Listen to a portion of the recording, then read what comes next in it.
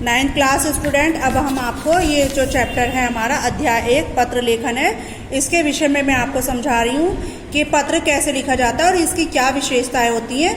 तो मैं बता रही हूँ कि मनुष्य एक सामाजिक प्राणी है, उसे परिवार संबंधी इस मित्रों और परिचितों अपरिचितों से संबंध बनाकर रखने पड़ते हैं। इसके लिए पारस्परिक विचार विनिमय आवश्यक हैं। तो जब व्यक्ति अपने से दूर रहने वाले को अपने भावों और विचारों को लिखित रूप में भेजता है तो उसे पत्र कहते हैं।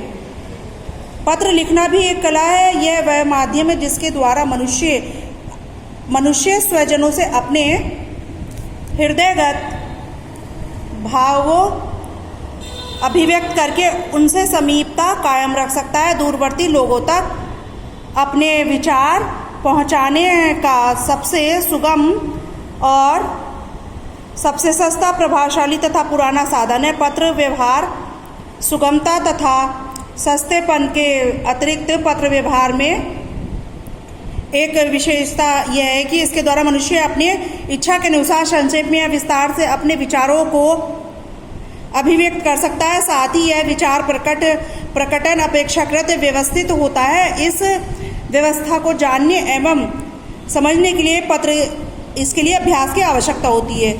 पत्र व्यवहार की कला में निपुणता प्राप्त करने के लिए आवश्यक है कि बुद्धि और ज्ञान की परिपक्वता, विचारों की विशालता, विषय का ज्ञान, अभिव्यक्ति की क्षमता और भाषा पर नियंत्रण, इनके अभाव में हमारे पत्र प्रभावशाली नहीं बन पाएंगे। इसलिए इनकी जो विशेषताएं पत्रों की वो ये हैं कि ये प्रभाव उत्पादक हो। किसी भी पत्र का प्रथम गुण है प्रभाव उत्पादकता। अच्छा पत्र वही है जो अपने पाठक को प्रभावित करने की क्षमता रखता है। यदि पत्र प्रभावशाली नहीं होता है तो पाठक उसे पढ़ने में रुचि नहीं दिखाता है और वह अच्छा पत्र लेखक वही माना जाता है जो एक रुचिकर पत्र लिखना जानता हो।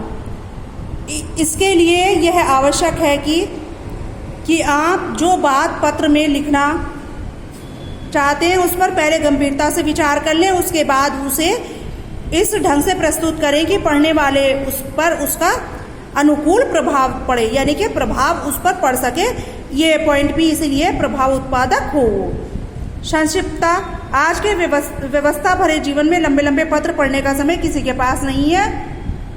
ऐसे में लंबे पत्र लोगों को अरुचिकर लगते हैं। अतः पत्र में संक्षिप्तता का होना आवश्यक है। अच्छा पत्र लेखक कम से कम शब्दों में अधिक से अधिक बात कह देता है। वैसे पत्र को निबंध का रूप देना मूर्खता ही होगा और इसे कहने का अभ्यास करना चाहिए। लेकिन संक्षिप्तता का यह अर्थ नहीं है कि पत्र लिखते हुए आप अपनी बात को अधूरा छोड़ दिया जाए और पत्र लिखते समय संक्षिप्तता का पूर्णता होनी आवश्यक है। नंबर 3rd पॉइंट है आपका शुद्धता और स्वच्छता। शुद्धता और स्वच्छता पत्र के अन्य महत्वपूर्ण गुण होते हैं। सबसे लिखावट में सुंदर से कागज पर लिखा गया पत्र अधिक प्रभावित करता है। पत्र में काट पीट या टेढ़ा मेढ़ी लिखावट मन को अच्छी नहीं लगती है। इसलिए शुद्धता की दृष्टि से पत्रों में ध्यान रखना चाहिए। पत्र की भाषा को शुद्ध हो, वर्तनी शुद्ध हो और वाक्य भी शुद्ध हो। अतः पत्र लिखने के बाद उसे एक बार अवश्य पढ़ लेना चाहिए। भाषा की छोटी छोटी अशुद्धियां में भी अर्थ अनर्थ हो जाता है। विनम्रता और शिष्टता का भी ध्यान रखना चाहिए।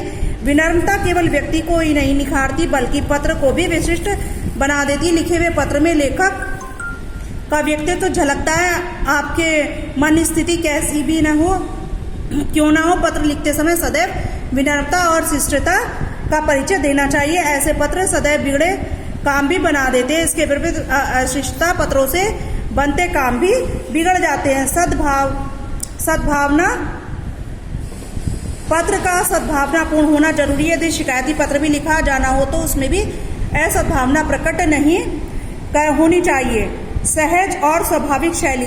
पत्रों की भाषा शैली सहज एवं स्वाभाविक होनी चाहिए। सीधे साधे सरल शब्दों में अपनी बात कहनी चाहिए और कठिन शब्दों के प्रयोग से बचना चाहिए। पत्र की स्वाभाविकता को बनाए रखने के लिए काव्यात्मक और कल्पना प्रधान शैली से बचना चाहिए। इसके आगे का हम आपको फिर अगली वीडियो में बताएंगे। Thank you.